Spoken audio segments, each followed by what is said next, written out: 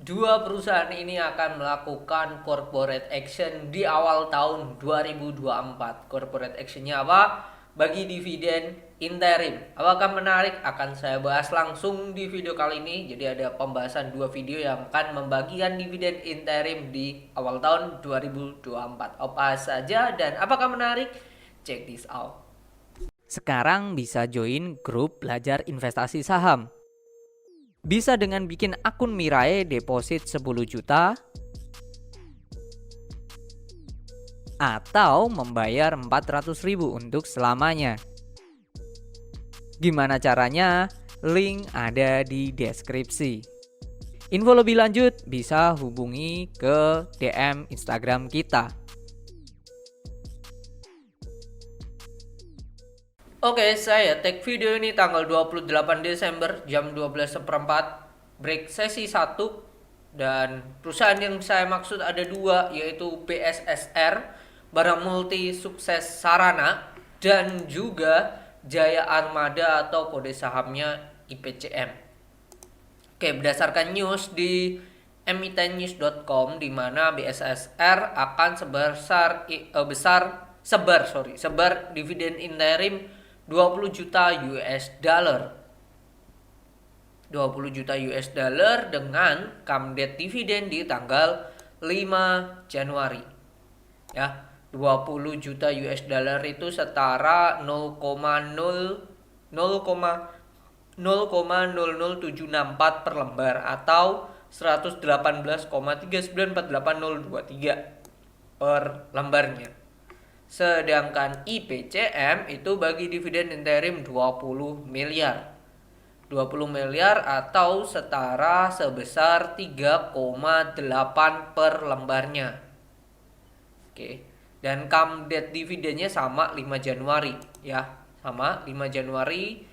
Jadi awal perdagangan kan tanggal 2 ya, tanggal 2 kalau nggak salah nantinya, lalu tanggal 3. Ntar saya lihat dulu kalender di Bursa Efek.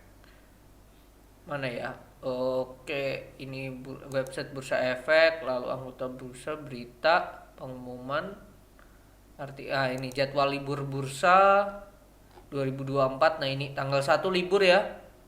Tanggal 1 libur, jadi tanggal 2 mulai perdagangan dan tanggal 5. Jadi tanggal 5 itu hari Jumat atau 4 hari perdagangan awal tahun 2024. Oke, itu. Dan kita lihat kembali lagi, apakah menarik ya? Apakah menarik? Kalau kita lihat ya, BSSR dari harga sekarang itu kondisinya harganya di 3.850, sedangkan bagi dividennya itu kan berapa? 118,3948023 dibagi dengan BSSR-nya sendiri 3850 kali 100. Dividen yield-nya itu 3,075%. Kalau kita cek secara chart BSSR, ya, ini BSSR secara time frame 1 hours dia di atas MA200. MA200-nya ini bisa jadi stop loss supportnya ya kalau time frame 1 jam. Kalau time frame daily ini di bawah MA200, tapi dengan adanya dividen ini besar kemungkinan dia buat break, sangatlah besar. BSSR sendiri sampai kuartal ketiga ini mengalami penurunan laba ya. Penurunan labanya itu saat ini berada di 700 ditambah 896 tambah 349 di 1,945 triliun. Oke, 1945. Kalau tahun lalu itu di 3000 kurangi 1945. Oke, penurunannya 1 triliun. 1 triliun atau 35%, lumayan besar. 2022 capai melejit juga efek dari call-nya naik tinggi, make sense, dan saya melihat potensi 2023 melampaui 2022 itu berat. Dan saya di video-video sebelumnya saat membahas call saya mengatakan bahwa party is over ya untuk call ya. Jadi kemungkinan harganya akan ya stabil di situ-situ aja. Cuman kalau capai all time high kayak 2022 itu agak berat sih kalau saya melihat ya. Karena ini saham musiman, coal ini termasuk sektor yang musiman, jadi nggak setiap tahun itu absolutely selalu naik. Ya 2020 udah di bottom dan 2022 udah naik. 2-3 tahun untuk naik make sense, sudah cukup lah ya untuk coal sendiri. Jadi 2 tahun 2023 ini kemungkinan labanya ya akan di situ-situ aja, dan harga coal ya akan stabil di situ-situ aja gitu. Jadi saya melihat coal BSSR masih bisa bagi dividen, which is good, dan saya melihat ya kok secara historical perusahaan ini sering bagi dividen ya, sering bagi dividen interim juga, dan bisa dikatakan dalam 1 tahun mereka bagi dividen 3 kali. Ini dividen interim sebelumnya tuh 349, terus sekarang 118. Jadi mereka aslinya sudah bagi dividen 349,93 ditambah 118,39 itu udah bagi 468 gitu. Kita cek, kita tulis dulu. Jadi total ya yang mereka bagikan itu dividen interimnya ya sudah senilai 468,32. Sedangkan labanya itu kan tadi 19 berapa? 700 ditambah 896 ditambah 349 dibagi dengan jumlah lembar 2,62, hasilnya 742. Total labanya tuh 742,366. Oke. 468,32 dibagi 742,366. Hasilnya mereka sudah bagikan dividen itu 63%. Sedangkan secara historikalnya mereka membagikan dividen payout ratio itu 100% lebih. Wow, gede banget ini. Jadi potensinya ya yang mereka akan bagikan dividennya di tengah tahun 2024 nantinya waktu RUPS ya. Minimal saya katakan minimal ya 742,366 dikurangi 468,32, minimal 250 tuh ada sih. Karena ini belum ditambah dengan laba kuartal keempat. Jadi saya mengatakan 200 sampai 250 itu akan dibagikan di tengah tahun. Ya, akan dibagikan di tengah tahun depan waktu RUPST ini. Kalau tahun lalu 341, terus tahun sebelumnya lagi ini 411, tahun sebelumnya lagi ini berarti 222, sebelumnya lagi ya ini 57. Jadi potensinya besar banget untuk bagi dividen waktu RUPS itu di range 200 sampai 250 per lembar. Ya, minimal ya saya mengatakan seperti ini. Minimal berada di angka ini waktu RUPS. Kalau hal itu terjadi ya, jadi 118, berapa tadi? 118,39, oke. 118,39 ditambah 200 deh. Ya, 318. Kalau dibagi dengan harga sekarang 3850, 8%. Ini termasuk besar juga ya. Termasuk besar di atas rata-rata perusahaan yang tercatat dan sering bagi dividen di bursa efek. Oke. Jadi pembagian dividen ini menurut saya oke aja, dan ya menarik aja sih.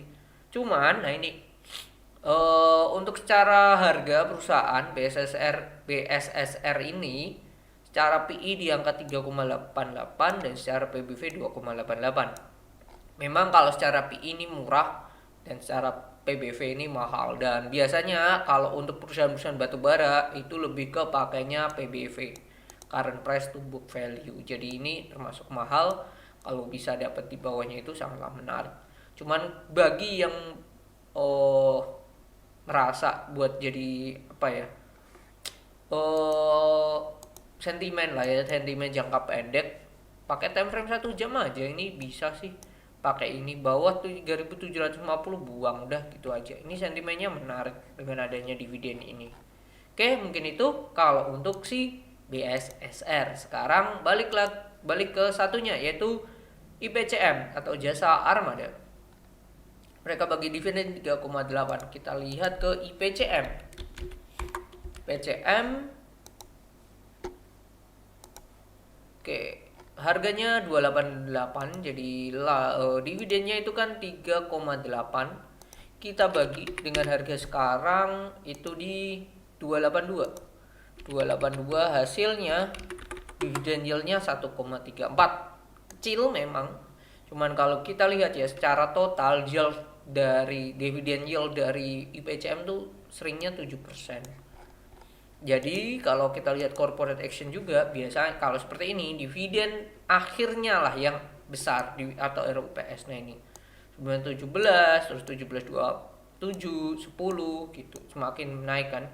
Nah kalau Bapak Ibu teman-teman perhatikan waktu dividen interim mereka kan di ini Desember kan 3, lalu di 2020 nggak bagi, 2021 ini 3,44 naik, di 2022 ini 3,68 naik, terus sekarang 3,8, yang menunjukkan bahwa semakin kesini dividen interimnya makin naik. Pasti korelasinya positif juga ke labanya pasti akan naik.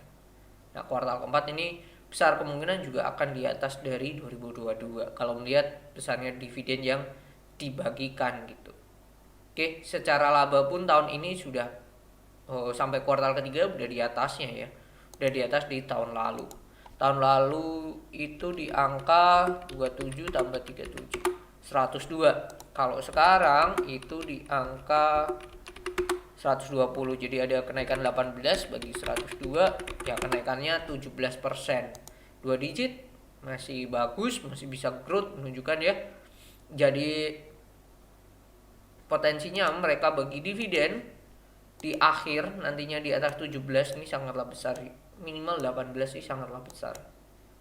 Kalau kita lihat ya dividen payout ratio mereka juga gede 70%. Kalau kita hitung 47 ditambah 37 ditambah 36 itu 120 dibagi dengan 5,28 ya, mereka di labanya itu 22,72.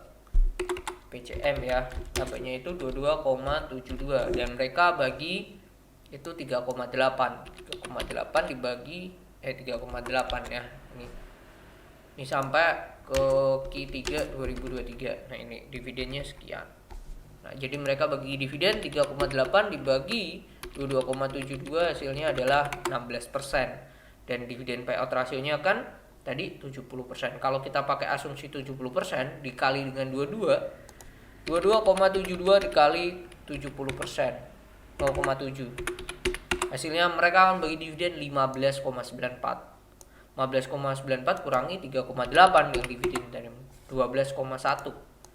12,1 itu minimal dan itu belum ditambah kuartal keempatnya 12,1. Kalau hal itu terjadi 12,1 ditambah 3,8 hasilnya kan 15,9. Kita bagi dengan harga sekarang 282, hasilnya dividen yieldnya itu 5,6. Dan ini juga termasuk di atas rata-rata perusahaan di bursa efek yang bagi dividen. Karena rata-rata itu di range 3 sampai 4 lah, 2 sampai 4% lah. Dan ini masih di angka 5,6. Jadi PCM worth it sih menurut saya secara dividen yield ya, sama dengan BSSR. Oke, sekarang kondisinya PI-nya di 9. PBV-nya di 1,22. Kalau menurut saya ini secara PI memang murah, secara PBV juga dikata murah enggak, dikata mahal enggak, so-so lah ya, biasa saja gitu. Terus kalau kita lihat secara chart dengan adanya dividen ini apakah menarik untuk sentimen jangka pendek? Oh, secara daily ini disupport udah dan kepentok dengan resist MA 200. Jadi range-nya ya berkutat di sini ya. Kalau saya lihat berkutat di sini, jadi dibilang menarik enggak juga, tapi ini kalaupun dia nantinya akan breakout akan menarik sih. Breakout dari MA 200 menarik banget ini. Low risk nih ini perusahaannya. Dengan adanya dividen ini potensinya untuk break ya lumayan besar gitu. Cuman kalau secara yield perusahaan tadi kan cuma 1%, jadi nggak besar banget. Jadi untuk potensi dia kayak gini dividennya trap gini ya jarang sih, kecil banget karena ini dividen interim ya. Besarnya seperti ini paling Desember waktu tahun lalu. Oke, jadi potensinya di ya, seperti inilah ya geraknya dengan adanya dividen. Cuman ini low risk aja.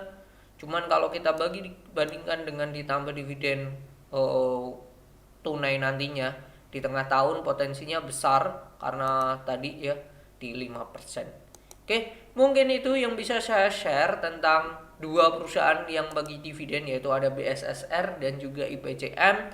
Untuk keputusan beli atau jual atau do nothing atau wait and see, itu saya kembalikan lagi ke Bapak Ibu dan teman-teman. Apakah menarik ataukah tidak, apakah beli ataukah tidak, monggo disesuaikan dengan preferensi masing-masing. Oke, mungkin itu yang bisa saya share. Semoga bermanfaat dan see you on the next video. Bye bye.